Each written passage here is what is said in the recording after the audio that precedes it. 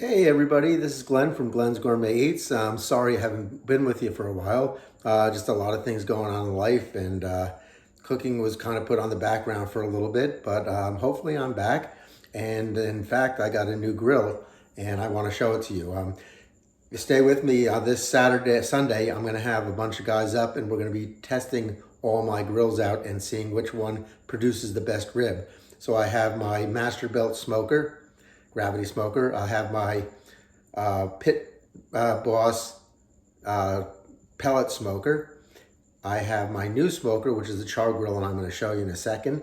And lastly, we're going to be using my friend's, I have one too, but he's going to be doing some ribs on the Weber kettle with some just charcoal. And we're going to see how these ribs turn out on each grill. We're going to look at the consistency of them. We're going to look at the appearance. We're going to look at the tenderness and, of course, the taste of them. So let me get you to the new grill. And what I'm going to do with this new grill, I'm going to fire it up and we're going to do some temperature test on there. We're going to put some probes in there and monitor the temperature inside the grill, as well as some thermometers I put on the outside of the grill, and I'll show you that. And we're going to do a biscuit test, and I'll explain more about that when we get to that point. So let's get started. Okay, so this is my new grill. It's a Char-Griller, and it's a barrel type grill. It's a gravity feed, and I'll show you how we do that. But just let me show you a few things. I did add all these thermometers on here. I'm kind of crazy when it comes to temperature. I like to know what I'm working with. These ones read a little bit lower. This one's pretty accurate, but that's because it's pretty much in the center, and when the probe goes down, it's pretty much in the center of there. Other than that, I didn't add too many other things to this grill. I added this chimney back here just to make it look nice. I just wanted to do that, but I know by doing these thermometers here, I kind of avoided the warranty, but hey, that's okay. So I also put these magnets on here, meat smoking guides, just to make it look nice, and wood flavor guides, what woods go with what types of meats and best and all that. So you open this up, and inside the grill I have set up a thermometer here that I'm going to keep in the middle. I have 4 probes. I have a probe here and a probe here, which will match up with this thermometer, and a probe here and a probe here, which will match up with these thermometers kind of. And I just want to kind of see how the grill runs. So let's get this started and see what happens here. So I'm going to keep my lid open. I'm going to open my hopper door here. This is where we're going to put the charcoal. Okay, so in the hopper here on the bottom here, there's a pan that's going to collect the ashes here. But we have to leave all these doors open to light it first. I also want to open my fan door up. The fan is going to control the temperature. It's going to blow the heat into the chamber here and get into there and keep a consistent temperature. So let's get that filled with charcoal. If I can find my charcoal, there it is.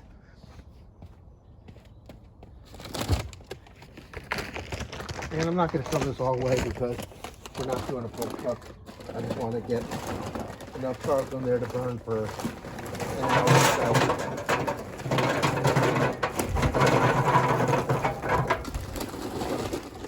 So I filled that hopper with charcoal. And now I have my lighter stuff. Let me grab that. Okay. What I have here is these fire starters, and they're just kind of blocks that you can put in here. Let me just get one of these out here. So I'm gonna break one off here. This is what they look like. And I'm gonna stick that, there's a little space in here on top that we're gonna stick that in, and we're gonna light that up, and it's gonna start burning the charcoal from the bottom to the top. That's why they call it gravity feed charcoal. So let's get this started. My little torch.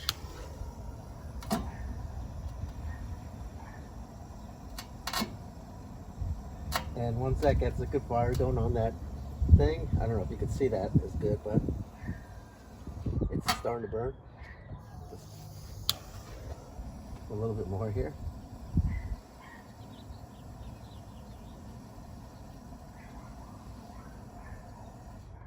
There we go. I've got a flame now.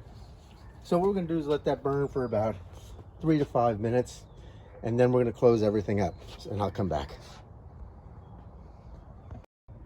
All right, this bad boy's smoking up pretty good. I don't know if you can see it over there on the chimney. I'm pointing up that way. So that's a good sign that we're almost ready to go.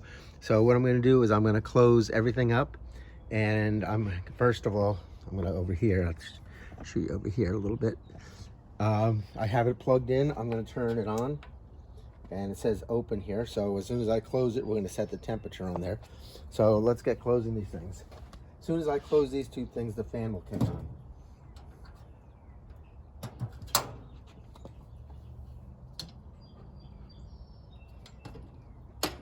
There it goes, you hear that? And then we'll close this up.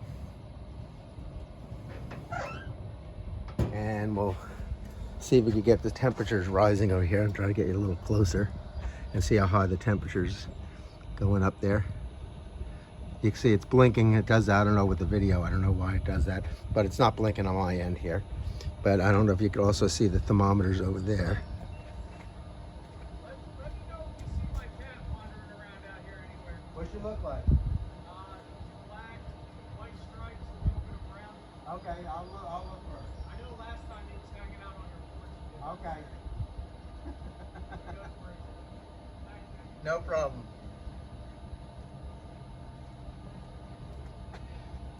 All right, you can see it's already up to 111 degrees over there, and these ones are starting to move up as well. So we're gonna let this go.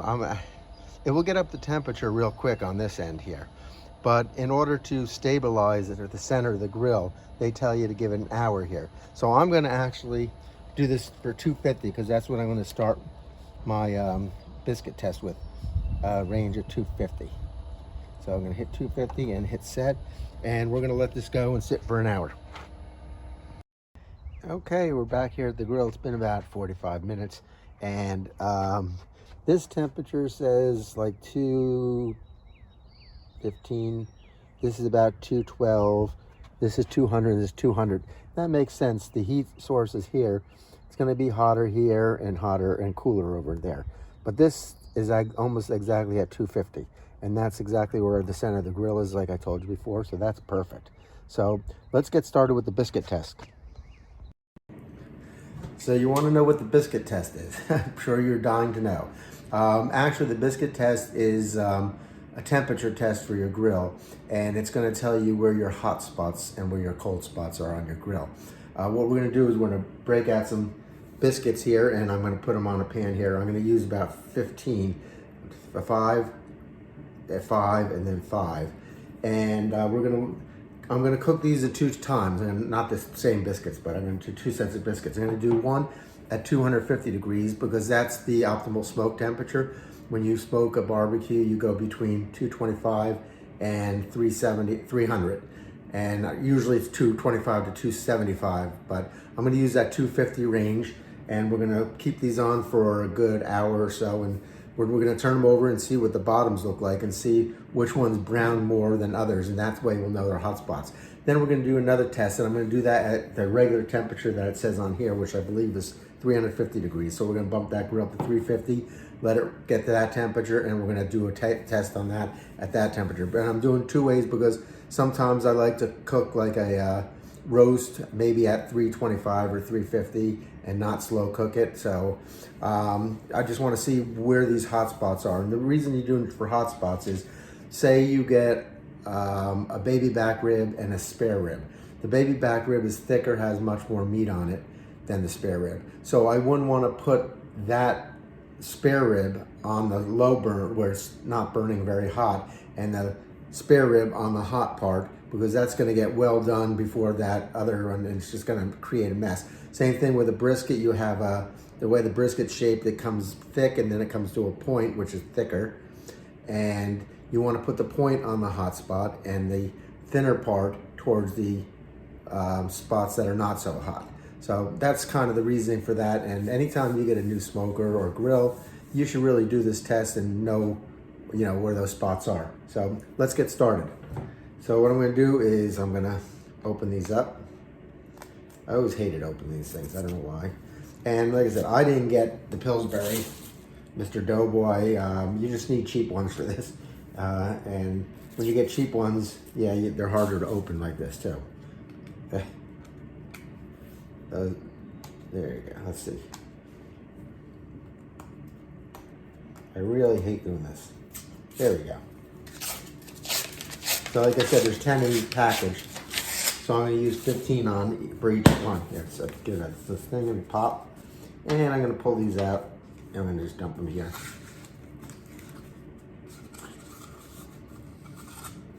And then we'll open number 2 up. Let's see. This is a little easier. Yeah, this might be a little easier. Maybe not. I don't know. We'll find out. Yeah. Like I said, don't waste your money and get the expensive ones, unless you plan on eating them, which I don't. All right, so we got, let's put these on here. 1, I don't know if you can see here. There you go. 2, 3, 4, 5, 6, 7, 8, 9. Oh, I have 2 there. Look at that. 11.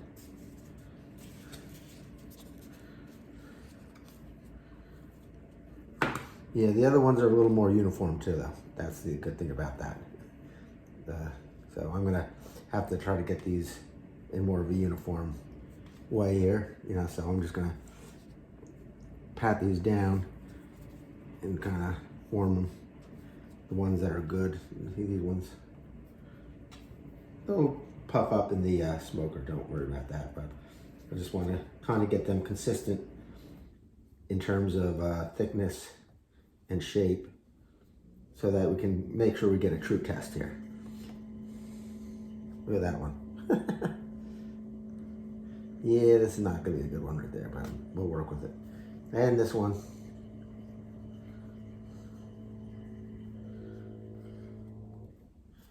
And that one. All right. I think we're good enough on this one. So let's get outside and put them on the grill. All right. And I also got the thermometer in there, which is going to be pretty accurate because that's in the center too, that disc one there. So let's see what that says. That says like almost 250, so that's good. Let me get around here. So as I said, we're going to put 1, 2. This one's going to go in the center. 3, 4, and then 5 over here. And then we'll do 5 here. 1, 2, 3, 4, 5, and then the last spot. 1, 2. Hey, I'm missing one. Uh-oh. I have to go back in and get one. 3. I guess I can't count, but all right, so let's put them on, and I'll put the other one on, and we'll keep them on for about half an hour to an hour and see what they look like. Okay, it's been 50 minutes to an hour that I've had these on, and it looks like the temperature on this is perfectly at 250, and on my reader here it's like 240.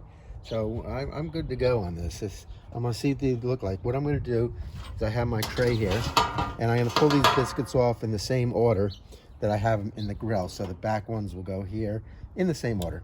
So let's do that, and then we'll take them off and analyze them. That's a big word, analyze, right? But we'll see what they look like. So let's see if there's any ones here that stand out. Then we're going to kick the temperature up 350, and that's where we're really going to see a difference. I don't know if we're going to see too much of a difference on these, but we'll take a look. Okay, so that's the back row there.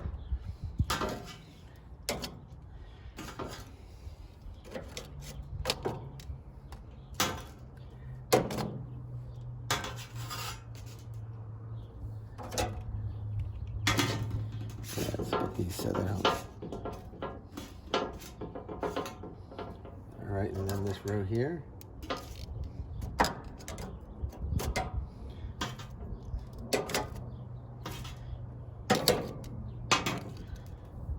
All right, good. Let me close this lid, bump this temperature up to 350, and we'll go inside and take a closer peek at these. I don't want to mess those up. All right, let's see what we did here. They look fairly consistent to me. Let's just kind of move these around and we can make sure we're in the right order here. There we go. They look very consistent here. These ones on the outside, like I say, are a little lighter than these ones on this side. And we said that the closer to the grill where the heat source is going to be hotter. So you can see like this one and this one, this browned a little bit more, but not too bad. It looks fairly consistent to me. I'm happy with those results at 250. And you're going to get better results at 250. At 350, like I said, when I bump this up and we put these things on there for about 15, 20 minutes, you're going to see some definitely color variations from darker to lighter. But I like what I see here. Some grills I've done it, and these are really black and these are like this, and it just, you know it's not consistent. This looks like a really good consistent grill so far. So let's get those other ones on, and I'm not going to have you sit there watch me put them on, but I'm going to put them on, leave them on for about 15 to 20 minutes somewhere. That's the directions the recipe says, I think. Let me look here real quick. Make sure I'm doing it right here. 400 degrees. We're going to put them on for 400 degrees, and we're going to put them on for, it says 10 to 13 minutes. So let's go 15 minutes on this at 400 degrees. Okay, I just got these off. 350 degrees for 16 minutes. And again, I go 350 degrees even though the recipe said 400, because that's what I would normally cook on. Again, fairly consistent, but as you can see over here, the backside towards the grill, towards the heat source, are a little darker, but nothing major. It looks like it's very consistent grill. I'm happy with the results. I'm very happy with the results. So that's it. That's the test you should be doing. So like I said, if I'm doing a spare ribs and I have one baby back thicker and one spare rib, which is the thinner rib, I'm going to put my thinner rib on this side and my thicker rib on this side. And that way you'll get a little bit more even timing in your cooking and consistency. It's also good that if you have a bunch of things, you can just keep switching them every hour or something like that. It's not, you could do that too, but I love this consistency here. I'm thrilled. Grill looks like it's doing its job. 350 degrees, it was, perfectly on that when I went in there. So, all right, and that's it. So that's the test for the thermometer on this grill. Again, I'm gonna turn my camera towards me, and yeah, there we go. And so stay tuned, because Sunday we're gonna have a special. I guess mentioned it before. My friends are gonna come over and taste some ribs, and we're gonna have a good time. And I hope you guys can enjoy it too. So stay tuned for sometime Sunday or early next week when I post that video. Have a good one, and keep on barbecuing.